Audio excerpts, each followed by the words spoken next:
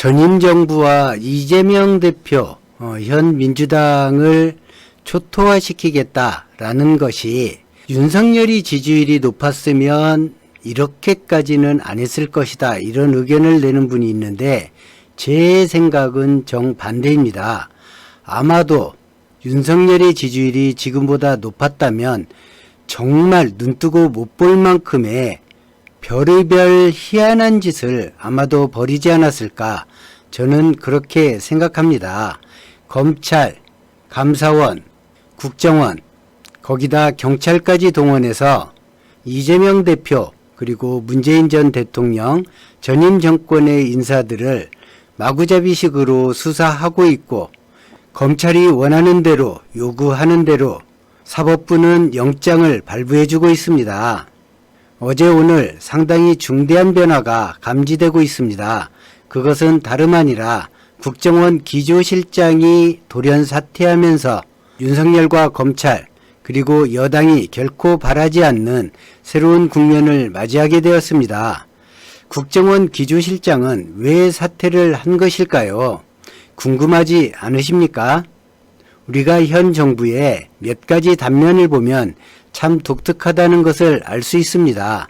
국정원장보다 국정원 기조실장이 실세이고, 감사원장보다 감사원 사무총장이 실세이고, 국무총리보다 국무총리 비서실장이 실세이고, 대통령보다 대통령 부인이 실세인 이런 나라가 어디 있나 싶겠지만 지금 현재 대한민국 정부가 이런 모습입니다.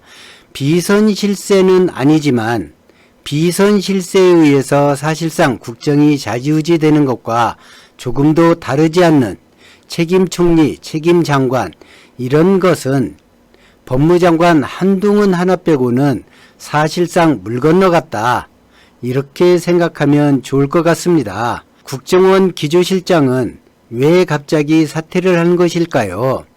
제 판단에는 이렇습니다. 검찰 권력을 마음껏 누리고 있는 검사들에게 한 가지 촉이 있죠. 그것은 다름 아닌 이 정도 선을 넘으면 내가 다칠 것인지 다치지 않을 것인지를 판단하는 촉입니다. 이 촉이 매우 강하게 발동한 것이 아닌가, 그렇게 생각이 듭니다. 이재명 대표와 전임 정부를 초토화시킬 마땅한 카드가 윤석열에게는 주어지지 않았습니다. 그래서 정치 보복을 하기 위해서 하나의 카드에 불과했던 북풍몰이가 이제는 절박할 만큼 절대적인 것이 되어 있었죠.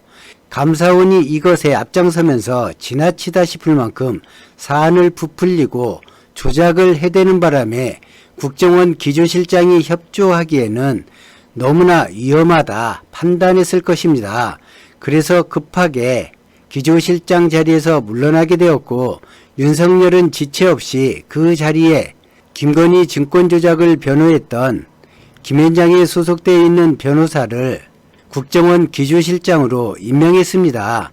김현장은 잘 알다시피 외국계 큰손들의 가려운 것을 긁어주는 대표적인 법무법인이죠.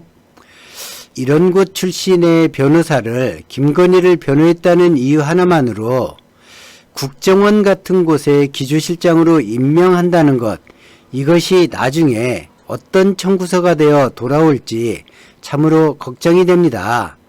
저는 서른 의원이 제가 살고 있는 부천 지역의 국회의원임에도 지난 대선에서 보여준 그의 행적 때문에 상당히 불쾌한 감정을 가지고 있고, 이 사람을 믿는 것이 과연 올바른 것인가, 이 사람을 안고 가는 것이 과연 민주당의 올바른 것인가, 이런 생각을 아직도 많이 하고 있는데, 어찌되었거나 어제 기자회견장에서 월북해서 피살된 공무원이 탑승했다고 감사원이 발표한 자료를 두고 아주 논리적인 거침없는 공격을 퍼부었습니다. 국정감사에 제기를 했습니다.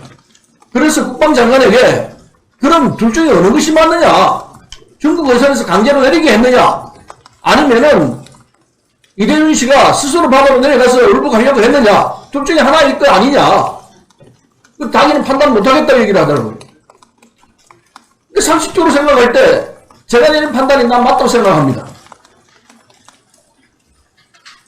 감사원의 보도자료야말로 그게 SI 자료인지 뭔지 정확히 모르겠습니다만은 아까 세 분의 말씀으로는 세 분 있을 때는 그게 없었던 사실인데 이 정부 들어서 다시 나온 자료입니다. 그 자료가 사실이라면은 그 자료를 해석해보면은 100% 이건 얼굴로밖에 볼 수 없는 것이고 그렇게 판단하는 게 합리적인 판단이다.